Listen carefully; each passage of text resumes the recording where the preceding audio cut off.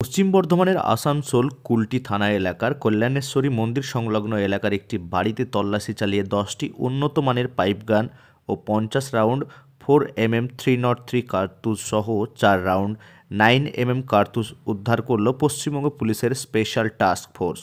এসটিএফের অনুমান ভিন রাজ্য থেকে আগ্নেয়াস্ত্রগুলি আনা হয়েছিল।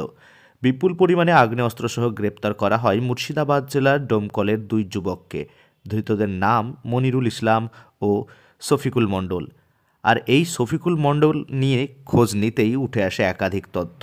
জানা গেছে ডোমকলের তৃণমূল বিধায়ক জাফিকুল ইসলামের অতি ঘনিষ্ঠ শফিকুল। ডোমকলের যুবক শফিকুলের কাজে সন্তুষ্ট হয়ে তাকে ছায়াসঙ্গী করে ঘুরতেন বিধায়ক। শুধু তাই নয়, ডোমকল পৌরসভার 15 নম্বর ওয়ার্ডের বাসিন্দা শফিকুলকে নিজের প্রভাবে উক্ত পৌরসভায় অস্থায়ী কর্মী কাজে নিযুক্ত করেন পৌর প্রশাসক তথা ডোমকলের বিধায়ক জাফিকুল ইসলাম। শফিকুলকে সঙ্গে নিয়েই প্রায় সব কর্মসূচি উপস্থিত হতেন জাফিকুল ইসলাম। ফলে শফিকুল মণ্ডলের উপস্থিতি সর্বত্রই নজরে আসতো বিধায়কের পাশে। এতে আশ্চর্য হয়েছি আমি যে এইরকম ধরনের ছেলে তারা সে হচ্ছে যে গত আমাদের যে এর আগের আইসি সাহেব ছিলেন তাকে দেখছি আইসি সাহেবের চেম্বারে ঢুকে সম্বর্ধনা পর্যন্ত দিচ্ছে, এমনকি বিধায়ককে পর্যন্ত হচ্ছে যে মিষ্টি খাওয়াচ্ছে। এরকম ছবিও হচ্ছে যে আমাদের কাছে আছে। ইতিমধ্যে ডোমকলের বিধায়ক জাফিকুল ইসলাম, ডোমকল ব্লক তৃণমূল কংগ্রেসের সভাপতি হাজিকুল ইসলাম সহ একই ফ্রেমে বন্দি আগ্নেয়াস্ত্র কারবারি শফিকুলের একটি ছবি সামাজিক মাধ্যমে ভাইরাল হয়েছে। আসানসোলে বিপুল পরিমাণে আগ্নেয়াস্ত্র সহ গ্রেপ্তার বিধায়ক ঘনিষ্ঠ যুবক।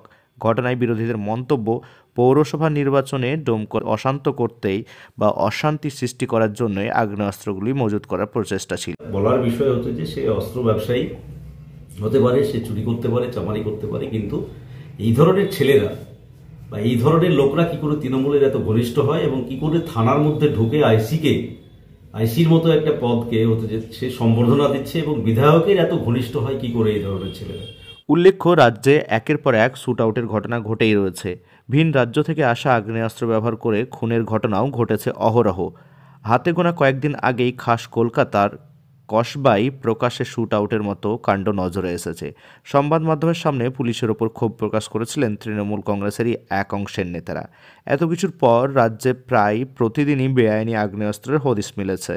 পুলিশের এত কড়া নজরদারি থাকা সত্ত্বেও কিভাবে সীমানা পেরিয়ে রাজ্যে ঢুকছে আগ্নেয়াস্ত্র, প্রশ্ন কিন্তু থেকেই যাচ্ছে।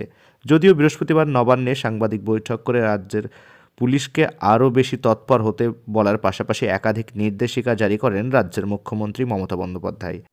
যদি কোনো রাজনৈতিক দলের লোক হয় তার কলার চেপে সামনে পৌরসভা ভোট নির্বাচন হবে ডোমকলে একটা আওয়াজ উঠেছে, যার ফলে আমার ধারণা এত তৃণমূল ঘনিষ্ঠ কর্মী এবং বিধায়কের ঘনিষ্ঠ এদের উদ্দেশ্য হচ্ছে যে সামনে পৌরসভা নির্বাচনও একই রকমভাবে এই অস্ত্রশস্ত্র নিয়ে এসে ডোমকলে একটা অশান্তি পাকানোর জন্যই এইটা করেছে বলে আমার মনে হয়। আর এই ধরনের ছেলেরা যাতে কঠোর শাস্তি পায় তার ব্যবস্থা করে পুলিশ।